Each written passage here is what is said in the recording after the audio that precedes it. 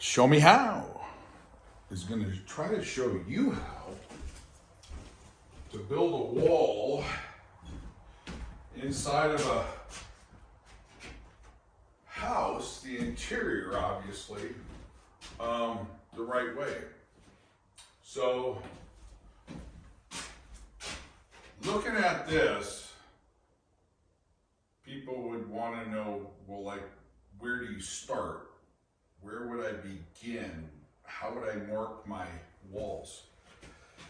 My footprint, my layout, my design.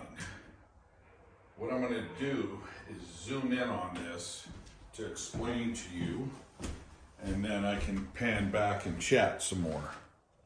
So here's the wall I'm going to tie into, these two walls, this opening. And what I'm going to do is try to 45 this as best I can and over to this doorway. And what that's going to do is create a hallway that this never had. So originally you walked into the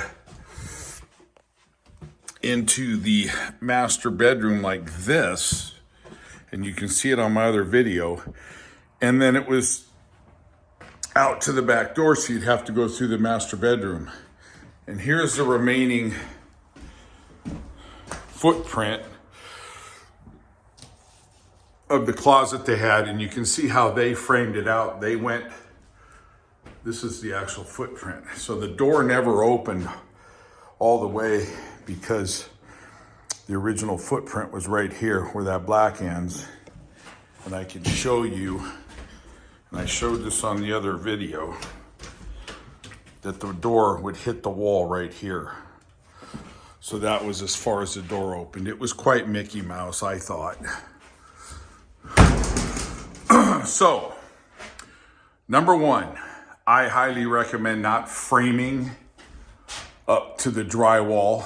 Rip the drywall out. So what you're gonna have to do is start at the bottom with your footprint, okay?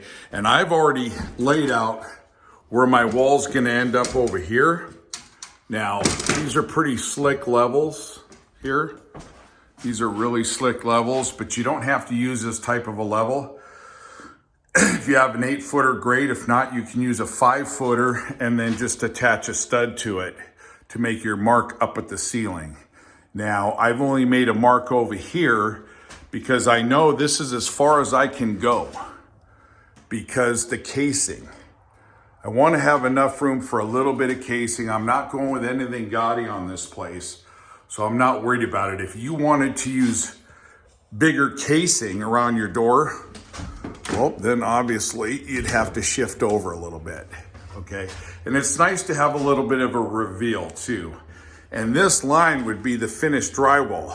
So when you put your stud inside of this drywall, you're gonna wanna leave at least 5/8 because of the thickness of the drywall. So don't forget that. Okay, on this, obviously you're gonna have to move the electrical. Over here is a clean run, okay? So this one is pretty much set. You really don't have any options, okay? Except for the thickness of your casing. And that's it. Because obviously you don't want your hallway super wide because then you're gonna truncate the master bedroom and whatever possibilities are over here. Now this over here, you really don't have anywhere to go on this side as well because you have this wall that I'm not taking out. So I have to finish up flush with this wall. So remember, 5/8 thick, your drywall, to finish flush. So what I'm gonna do is cut these back, put my stud on the end to where it lines up with this drywall right here, okay? So really, this is the variable right here, is this wall. And what angle do you want to make the hallway? And I'll explain that. So if you're looking here, Let me see if I can drop this down for you and make this a little bit doable. You won't see me. You don't need to see me because it ain't about me. It's about helping you folks out. So right now I have this diving into this wall, okay? And what my point is on the angle is you can have this hallway come this way, okay? And then have this run out a little bit further. Or you can have this come this way, all right? You have a lot of options. But then you don't want to widen your hallway. So you're really, basically, this is about where you're gonna line up at right here, okay? To me, there's no other choice on that. You've got your mark on the wall here, you're gonna come out, and this is fixed. So this is where you're gonna wanna follow this angle right here. And you can determine that angle by using a cheater square. Hopefully you can see this. It's a cheater square, they move around. And then what you would do is get close to your angle. This isn't exact, all right? And that would be your angle right here, okay? And what you could do, excuse me, is run that over to the other side. And I will try to do that right now. Sure hope you're seeing all this. Okay. And then what you're gonna do is take a longer board here, a little bit longer board off of your mark here. And I can see right now that this is extremely close. Okay, believe it or not. But what you can do, and what you will do to make sure, is you're gonna wanna use a tape measure. All right?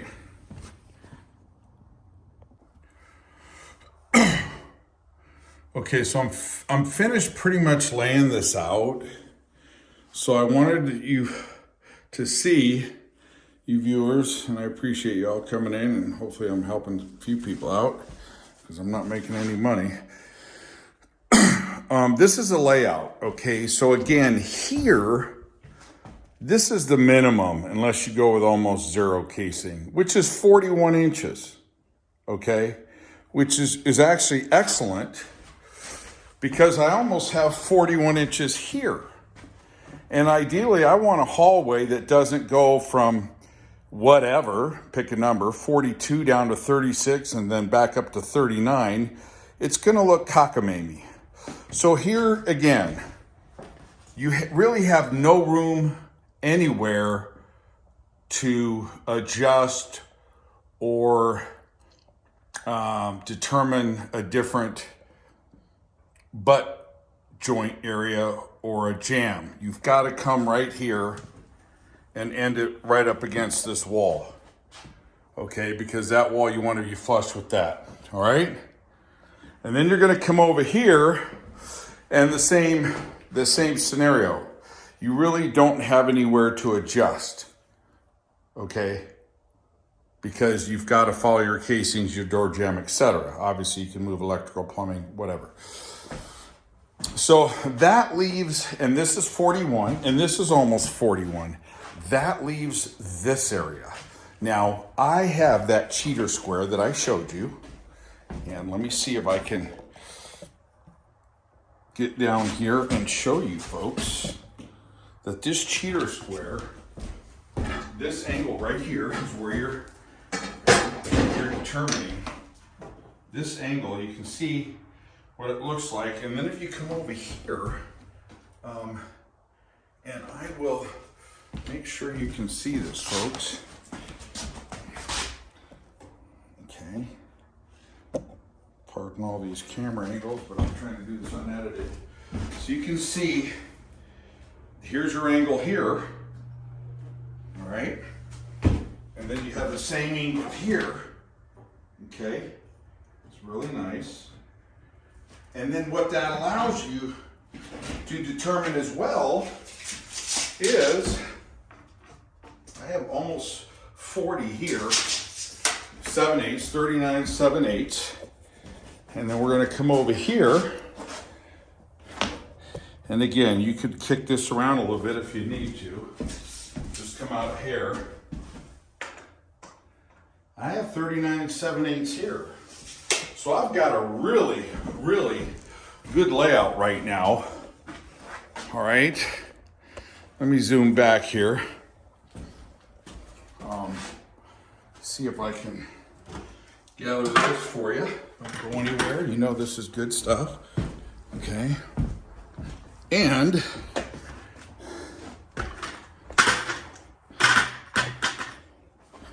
see if I can get this up a little bit for you.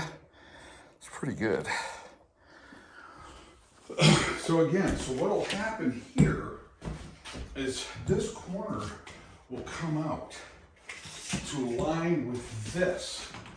And then if you see here, you're down to 36 from 41. This will flow. This whole 41 will flow. This is just a closet. Okay, the door is gonna come out. And then this will basically be chamfered off, cut out, because it's non-bearing, because the truss is a full span. That's why they go with trusses, because you can build a roof a lot quicker. And all your trusses have those truss fastener plates with all the teeth in them.